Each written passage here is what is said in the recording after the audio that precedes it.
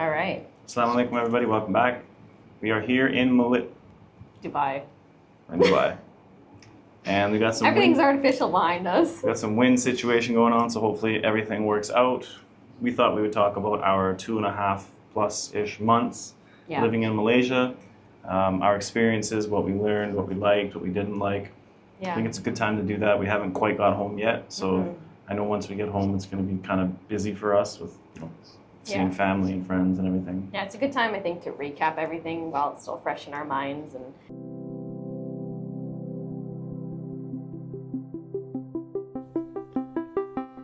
welcome to Saleh Family Speaks. Hey, I'm Sana. And I'm Mohammed William. And we are the Saleh family. We are social media influencers, content creators, and we own multiple online businesses. We seem to have a lot to say when it comes to just about anything. We are a mixed culture Muslim couple from Canada, and we're always asked about how our lives intertwine with the world around us. This podcast is all about learning to live, love, and laugh in a way that may have you rolling on the floor or throwing your phone at the wall. No topic is off the table. Religion, culture, love life, and everything in between. So get ready and grab a big old cup of chai.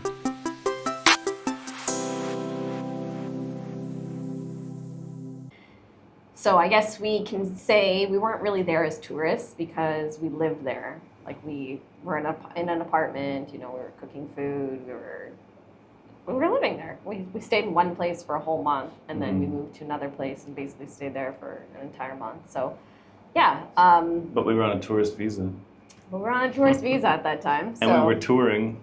And we left the country twice and went back. So yeah, unrelated. But anyways. We kind of broke it down into 3 different categories. Yeah. The physical part, the mental part, and the spiritual side of it. Yeah. To see, is it better than where we're from? Yeah. Is it worse? And we've talked about this many times. If you guys want to just go into like our playlist, the Hijra playlist, we've talked about how it compares to Canada. But this is not.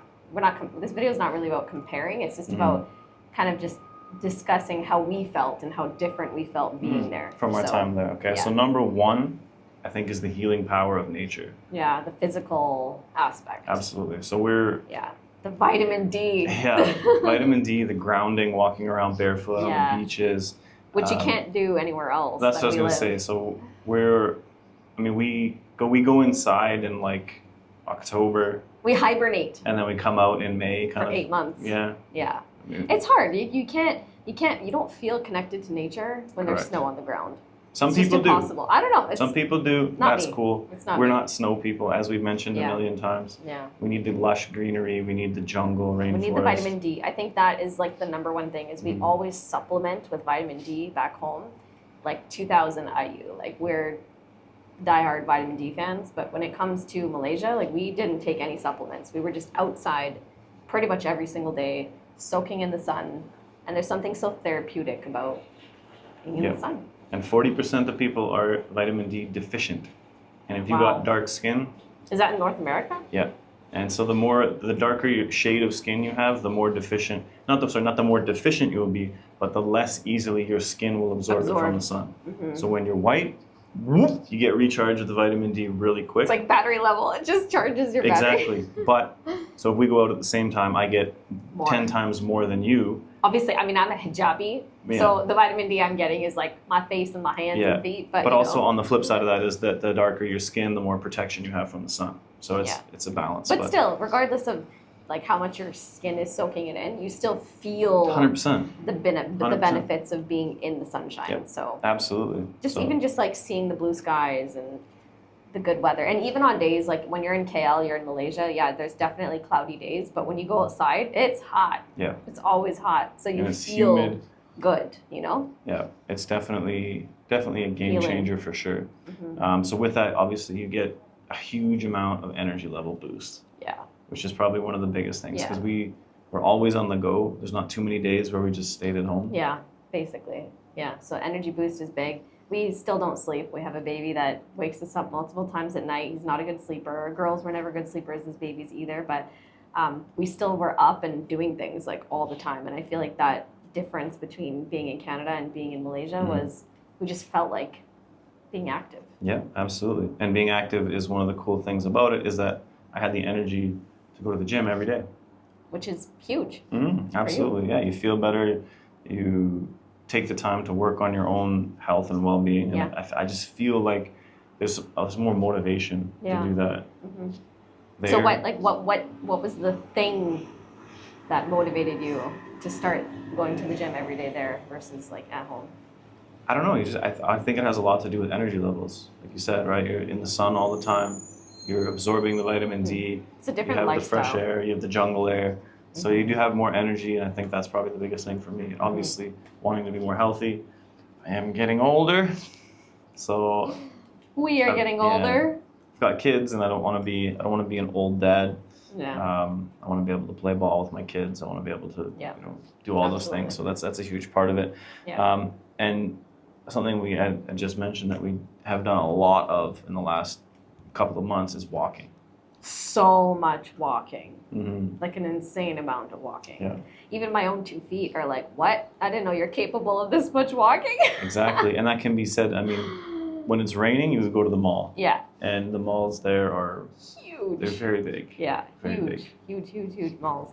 So yeah, we did a lot of like activity, and I definitely see the benefits in our kids too. Like they sleep like solid, like right through the night. The girls do, and they wake up refreshed, and they're just like so happy. Alhamdulillah, like super blessed and lucky to see the benefits in our kids too. But like they didn't want to come back. They didn't want to leave Malaysia. They're like, can we just go pack up and come back in a week? I was like, yeah, if only it was that easy. If only we could do that. So yeah, the benefits we've seen in the entire family. Yeah, it's definitely huge. Oh, and the ocean. We should mention that too. Just being I think close that's to the ocean. The ocean for me, having spent a few years living on the ocean as a kid, it's definitely therapeutic. It is. It's like when you the crash of the waves. When we stayed in Terengganu, and right before we came. Yeah. And there's the sound constantly when you're outside. As soon as you go outside you hear the waves. Your room, just the crash of the ocean. And the smell too. Like you can smell the salty water, and I don't know. Again, we're just going to use the word therapeutic throughout this whole thing. Which brings me, really is. Brings me to point number 2 is the mental aspect of it, and that emotional. We always, because we are not winter people, because we don't do the winter sports and we just don't like being cold. Yeah. I suffer, I know you do a lot, from seasonal depression. 100%. That as soon as the sunshine is gone, it's like, ugh. Like it's like 4 p.m. in Canada and it's dark, pitch black outside. Yeah. And whereas in Malaysia, the sun doesn't set till like 7-ish. And it stays like that. It's constant throughout the year. Yeah, so it's the same a half time. an hour roughly changes. I think it's about 6 hours in Canada, roughly, depending on if we're changing the clocks back this year or not. You feel like you have the whole day, yeah, to really enjoy yourself. And there's many mornings actually that you would get up early with Yusuf. If he was an early riser one morning, you would take him out and go to the beach. Yeah, go outside, which is pretty cool. Yeah, and that the benefits are huge. Like I feel like there weren't really many days where I didn't feel like not doing anything. Yeah, like I was always like, let's do something today. I feel energetic, not just unmotivated, just tired and sluggish. And no matter, even if I didn't sleep well because of Yusuf, I still felt like, I don't know, the emotional energy, I guess. That would be the point. Energized. The second point of the mental aspect is the seasonal depression, but also the mental clarity. Like, I don't know, maybe it has to do with the food we're eating, because we're eating healthier food when you're getting like locally grown, and all year, I guess, is a growing season of something. And the fruits. Fruit, so much fruit. I don't know if that's the reason why. I just feel like there's less mental fog, like more mental clarity. Maybe. When you're in these places. Maybe it's the air, maybe it's the sunshine. I don't know. Maybe it's a combination of everything. Could be. Yeah. Yeah. And then the third thing I would say is the spiritual aspect of being there and just experiencing what it was like to be in a predominantly Muslim country. Which was one of our motivations in the beginning, to do this whole hijrah, this whole journey. And especially during Ramadan. 100%. Especially during Ramadan. So. Yeah, so we were actually in 3 different Muslim countries during Ramadan this year, which was pretty cool. So we were in Turkey, in Indonesia, and Malaysia. Yeah. Both of the other 2 were short excursions, but it's definitely a different vibe. It's definitely, when the call to prayer goes, you have the night markets, you have just everybody on a different vibe. When we went into the office, everybody there is fasting, right? It's weird because normally you go to work and you're like the only one. Maybe there's another person, but it's like everybody just knows that we're all on the same page. Yeah. So that was really really cool experience. Really cool. And actually, you can walk through the malls. There were times where the girls were in their girls' club, and we went to a mall to just kill some time. And you'd walk through the malls, and you'd see just like the Chinese restaurants full of non-Muslims that we're obviously not fasting, but you wouldn't see any Muslims around.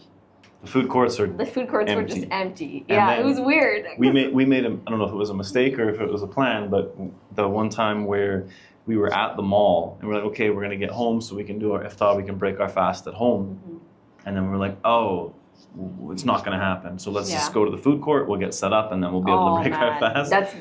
You can't unless you have reservation. People basically started lining up for iftar at least like an hour before. Yeah, and they would even like go.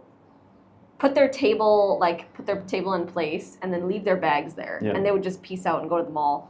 But then they would have a reserved table. So we got lucky though. A few times we found an empty table, but most of the time it was like really long lines. Yeah. So it's funny though, but it's really cool to see that community aspect. And most of the people that would come were in big groups of people. Yeah. It wasn't like single people. It was like a group of friends. Very friends. Yeah, a group of aunts and uncles and teenagers, and it's really cool to see people doing iftar together. And we hosted and attended a few iftars ourselves, which was really neat. We got to experience the Malaysian iftar cuisine with Malaysian food.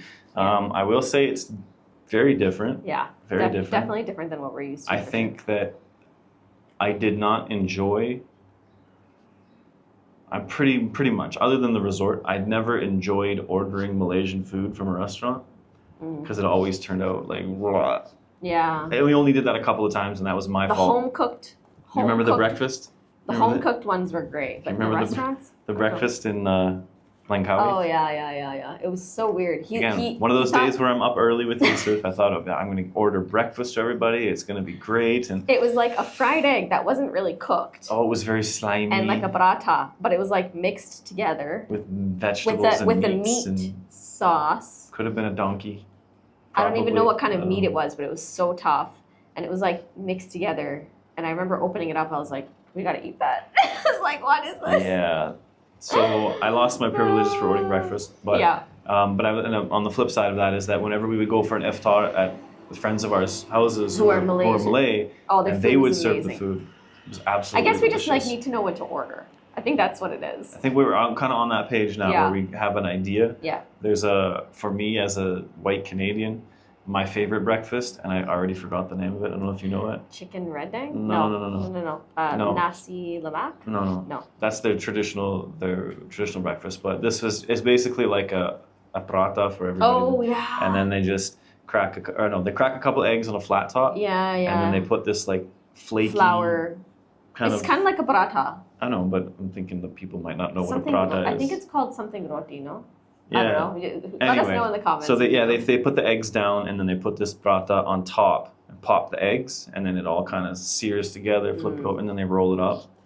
Pretty good. So good. Lovely. So good. That was probably one of my favorites. But. Yeah. Lovely. It was definitely like different getting used to having rice like for breakfast. I thought that was a little bit weird because for us, rice is definitely like a main course for like lunch and dinner. Like so I don't do rice for breakfast, and it's very different. When I was in Bangladesh, it's rice 3 times a day, and I gave up on it. I told the guys, I was like, I'm not eating it. So I had to like get my own like cereal and whatever. But normally, it's a lot. But we're like-minded people, but also you hear the adhan, you know what's happening, you know where you beautiful. Are. You didn't. There was no like scramble to figure out what time iftar was, because it doesn't matter if you're in a mall, it doesn't matter if you're in an airport, it doesn't matter if you're just even at home. All you got to do is open the windows, and like the adhan will go off, and it's like, okay, it's time. Yeah, time to stop fasting, time to start fasting. Amazing. Time to realize that you slept through and you're going to have to fast all day with nothing. That happened a couple times, but that's pretty normal for everybody that at least once during Ramadan. Yeah, let us know your experiences of having that happen down below. Guys, we're back with this special guest appearance. by Mr. Freshly haircutted for the first time after we shaved his head a year ago. Yesterday. Boy, what an experience. Oh man, he cried so hard. Poor kid. He got to sit in one of those little cars when the barber comes and cuts their hair to kind of keep him occupied. He was cool with the car, and then he freaked when the barber just touched his hair and got close to him. Yeah. He's like, don't touch me, you're a stranger, I don't like you. So I literally had to hold him the entire time while he screamed and cried, just to get a little trim, Just keep get his a little trim. curls. Keep his curls, because his curls are absolutely adorable. Yeah, my sweet boy. All right, Duty, we wrapped the video? Yep. All right, guys, thank you so much again for tagging along. Do let us know if you guys have any questions about our experience or what we can kind of help you guys with. We do have a lot more content coming out about how we're moving, what we're doing, especially when we go back home, packing everything, getting rid of things, shipping things. It's going to be a whole journey, and we're super excited to have you guys along for the ride. And that'll be all up on our YouTube channel, so if you want to follow along there, you absolutely can. All right, guys, bye for now. Assalamu alaikum. He's like, who are you even talking to or like, waving what to? is that? My parents are crazy. They just look at this stick thing and they just talk to it. Yeah.